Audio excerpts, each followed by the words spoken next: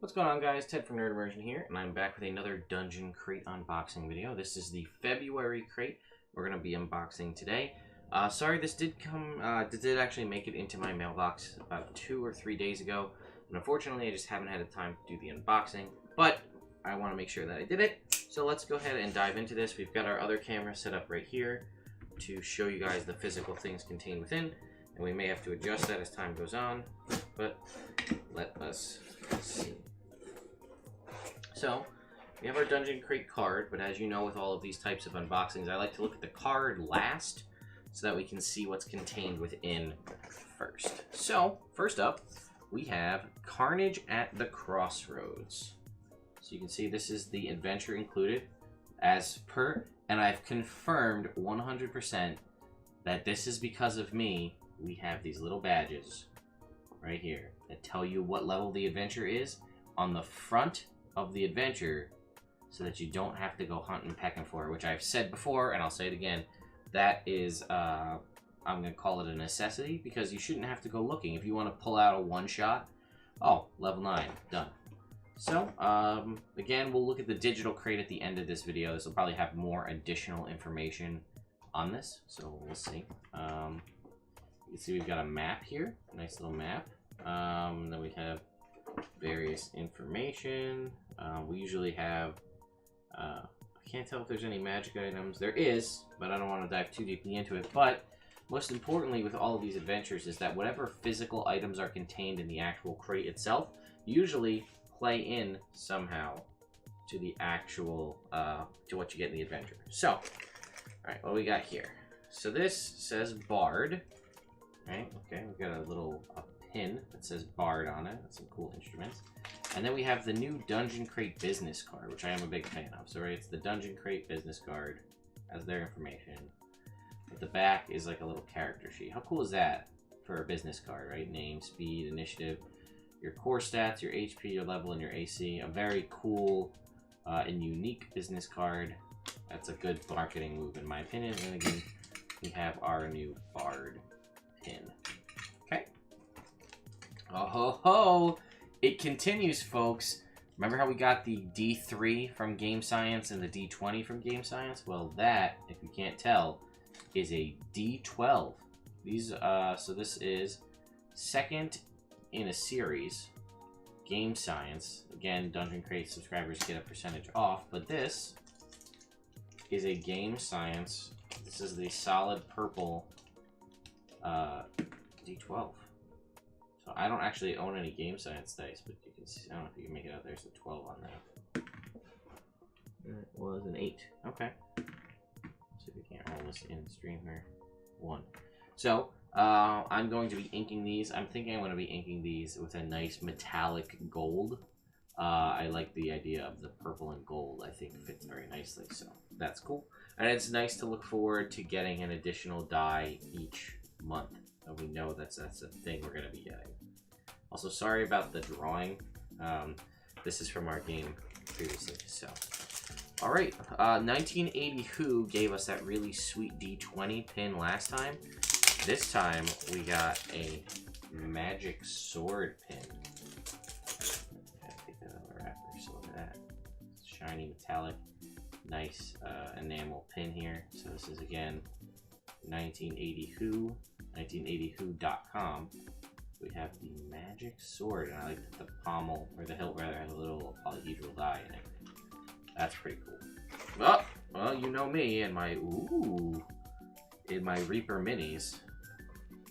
We got a Fire Giant Queen, my friends. This is a multi-part mini. You can see the pieces need to be assembled. This is Vanja, the Fire Giant Queen. There's the Reaper number. So let's go ahead and open this up.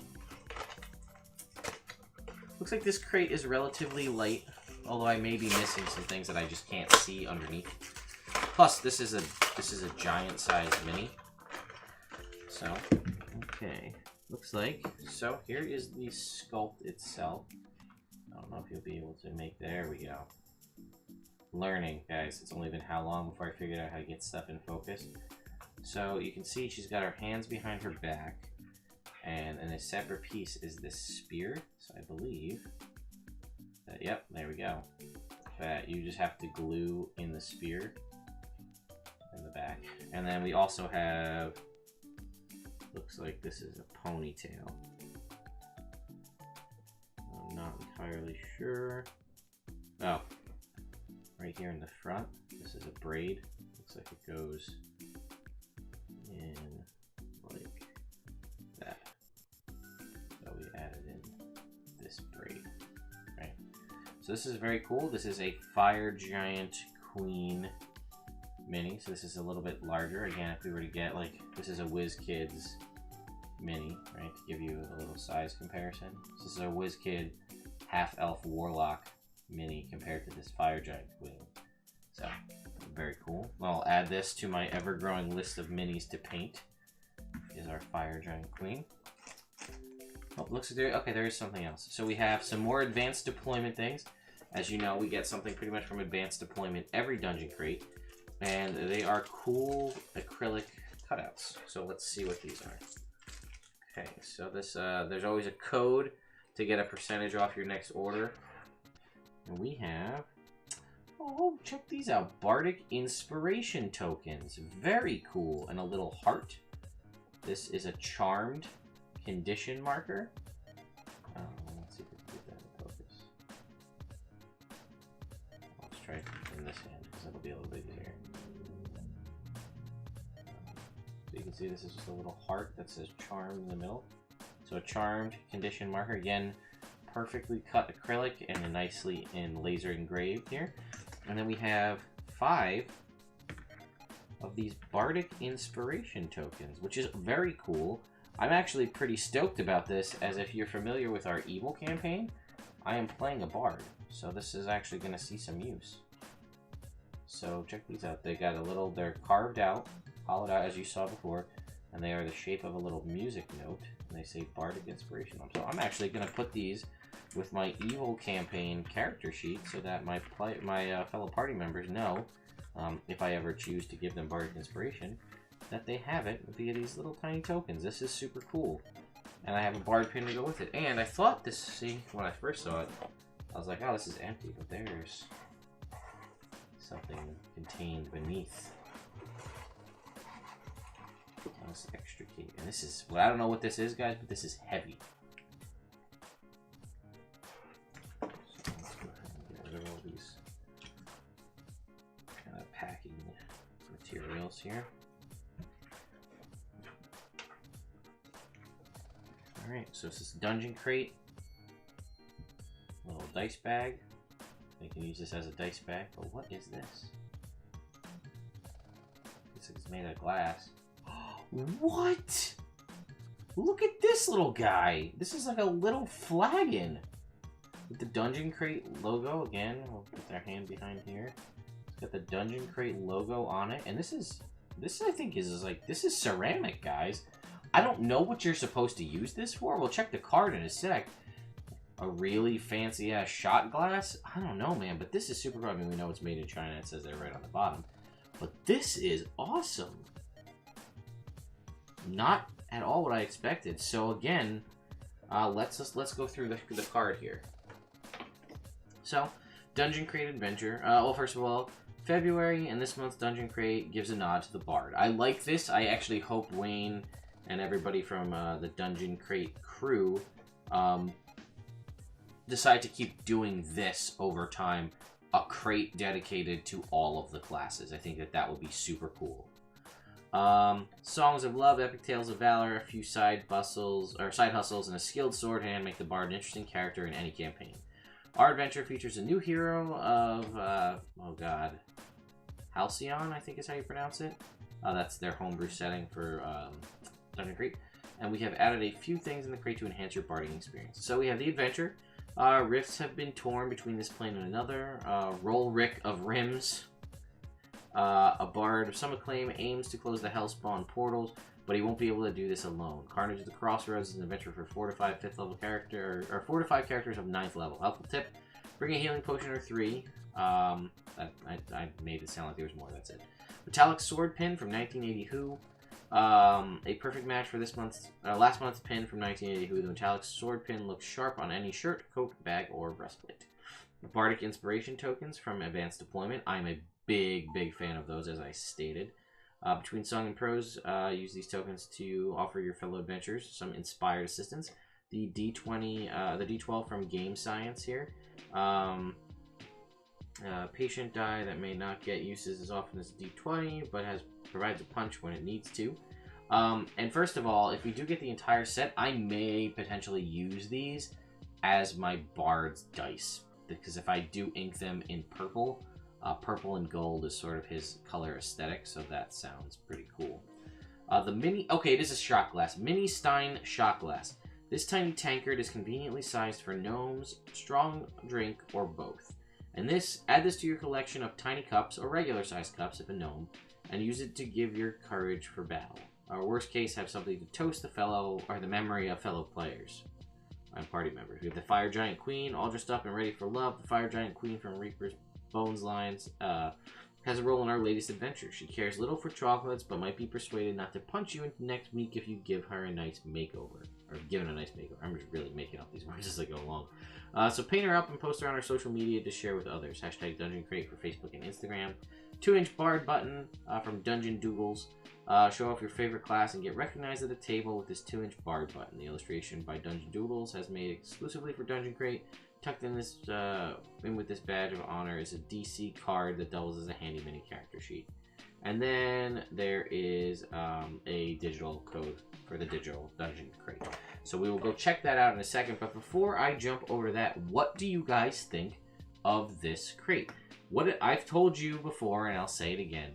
What makes a loot or monthly subscription crate for tabletop gaming for me are two things, and everything else is gravy. It's dice.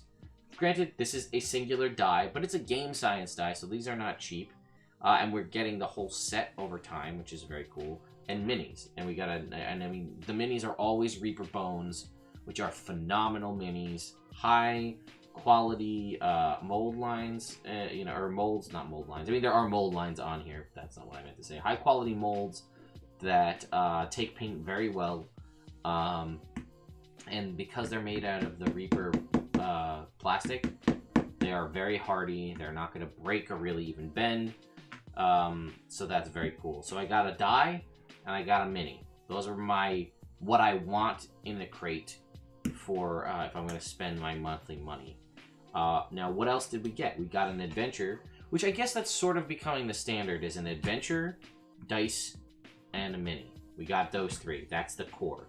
And then we got these sweet Advanced Deployment tokens, which again, I have a fair stack of Advanced Deployment acrylic cutouts, and I may go to their website and purchase some more, because I don't know, man, I really dig these inspiration tokens. I'm a big fan. I don't use the actual regular inspiration tokens that I've received through these, because we use inspiration cards, which were a thing on Kickstarter a while back that do fun things. Again, I need to get like a sweet punk jean jacket or like a Dungeon Master jacket or something, so I can start putting all these pins on them that I keep getting, or just like totally deck out my convention messenger bag. And I mean, come on, how cool is this freaking thing? It's a shot glass, but this is like a ceramic stein, and it came in this Dungeon Crate bag for protection, but this is a fully capable dice bag with a dungeon. This is, I think, screen printed on here. I mean, but look at this. This is. I can almost fit my whole hand in here. I mean, like this, you could hold a fair few dice in this dice bag. Yeah. Let me know what you guys think. Again, a 9th level adventure is cool. It looks like there's some magic items in it. And one of the characters that's a bard is Rolrick. So I'm pretty sure that's a pun on Rick Roll, which means that this is absolutely going to make its way into one of my campaigns. So I'm going to stop the recording here. I'm going to jump over to the desk and my computer, and we're going to check out the digital crate and see what we got more often than not in almost every case, and that's fine, and I'm on board with that because it's more consistent. It's going to be the digital assets for the adventure, the Carnage at the Crossroads.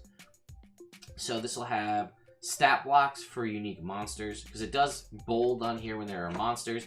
Sometimes there are unique monsters. In this case, it'll probably be Rolrick of Rims, the Bard character. It'll most likely be his stat block. but it'll also have like the digital assets for the map. So if you play via Roll20 or Fantasy Grounds, you can use the digital map. You'll have it digitally rather than trying to scan it or take a picture. You can just use that in your games.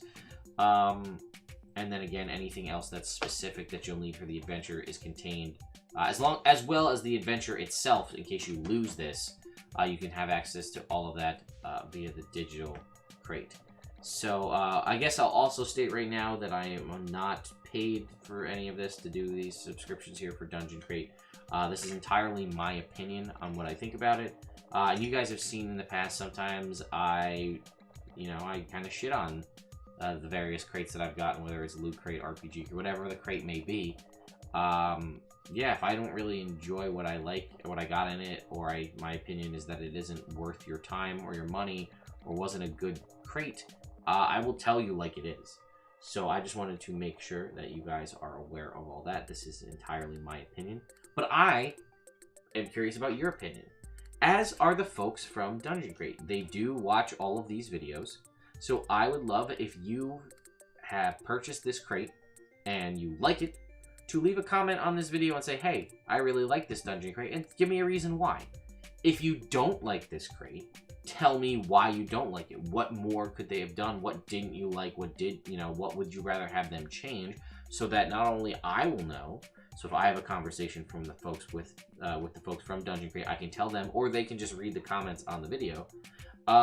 And then last but not least, my final question for any of this stuff is, if you had Dungeon Crate in the past and you canceled your subscription, would this make you want to come back? And why? Or if you have a subscription, do you now want to cancel it, and why? I'm genuinely curious. I mean, these crates, there's a ton of them out there, right? And I'm not even just talking for RPGs and tabletop, because there are, those have cropped up even more. At the start, it was pretty much, I think, Dungeon Block, RPG Crate, and Dungeon Crate were the only ones out there for a while. Now there's like, there's ones that send you terrain every month, like terrain-based crates. There's a ton of these things out there for tabletop gamers, because these kind of monthly blind box subscriptions have been on the rise ever since Loot Crate really made it re-popular a couple years back. So if you're going to take the time and look through and invest your money in one of these things, I want to know why, because, I will genuinely, from a philosophical or a psychological standpoint, rather, I'm curious as to why. But, maybe you'll tell me in your video, like, I love Dungeon Crate, but this one's way better, you should look at it. And, I will honestly give everything a fair shake. So I'm very curious to see what you guys have to say. And again, yeah, I'll jump over to the computer and I'll see you guys over there. What's up, guys? I'm back over here at the table, showing off the digital Dungeon Crate for Dungeon Crate. And it's basically exactly as I told you it would be. It is Carnage at the Crossroads. Here's the adventure. We can click on this. It'll take us to the... I don't know why my mouse is not showing up, but, well, maybe it's because in OBS I don't have it to... I do have it to capture cursor, so I can't explain to you why it's not. But, anyway, oh, there we go. Carnage at the Crossroads. If we click this takes us to the actual adventure itself that we had looked at. Here it is in PDF form. And then if we scroll down, here's that map I was telling you about, ready to go for your digital means of playing, Roll20, Fantasy Grounds, whatever other thing you may use. And then down here we can see, again, it's the stat blocks for the various characters, and then some cool Dungeon Doodle art for all of them and things like that. So that is the digital Dungeon Crate we have for this month for Dungeon Crate. So I just wanted to showcase that to you guys. In the past several months back, almost a year ago, probably maybe even more, we had digital things we received were like modules that were system agnostic, or not system agnostic, but they were adventure agnostic. They were sort of just like things you could apply to any game. And now the digital Dungeon Crates are pretty much just the digital assets and further expansion of the adventure, which I do enjoy, because now we know what we're going to get every time, and that makes it easy. And then last but certainly not least is we have March Dungeons Crate theme is Epic Encounters Tavern Builder, featuring a guide for, I guess it's supposed to be March Dungeon Crate theme featuring a guide for creating your own epic encounters. I guess. Maybe I'm reading it backwards. But there's still time to get February's crate here. Again, here's some stuff from past crates. But you guys can head over to dungeoncrate.com to pick up, to sign up for a subscription. They do also have a shop, so you can pick up things like we go to the treasury shop, and you'll see certain things that have appeared in previous dungeon crates or otherwise, minis, more advanced deployment circles, and dice jails and things. Again, a lot of these you've seen me unbox, the D4 and the D2 here, the little mini adventurer journal, some of the coins, the soap, and so on, the minis. And then you could also go to the apparel section to pick up some dungeon crate based. First, you could just get dungeon crate branded things, but also some other D&D related things where you get player. This kind of metal dungeon crate crit. Little crit things, there's Stranger Things. Everybody roll for initiative and Teenage Mutant Ninja Turtle font. Coffee and Contemplation. Actually, you might get that shirt. And then the tavern is oh, actually, I don't actually even know what this is, to be honest with you. This must be new. Here's a calendar. The Dungeon Crate Instagrammy calendar here. So let's go ahead and take a look. January. This is for 2018. So we'll see what they are. I didn't even realize they were chosen. Dungeon Cat. Noisy. We got all these different oh, and it has the deadlines for crate signups and renewals listed on the 20th is highlighted. And we can see all the various winners of the Dungeon Crate contests, and then who they are and what spots they got. Very cool. So that was like a little contest they had on their Instagram. Here's the Dungeon Crate podcast as well. And then the links to several different unboxing videos in the Dungeon Crate social media. And so on. Anyway, guys, that's it for this month's Dungeon Crate unboxing. Sorry this video is a little bit longer than the normal ones, but I just wanted to delve a little bit more into what you can find on dungeoncrate.com. So, anyway, guys, I hope you enjoyed it, and I'll see you next time.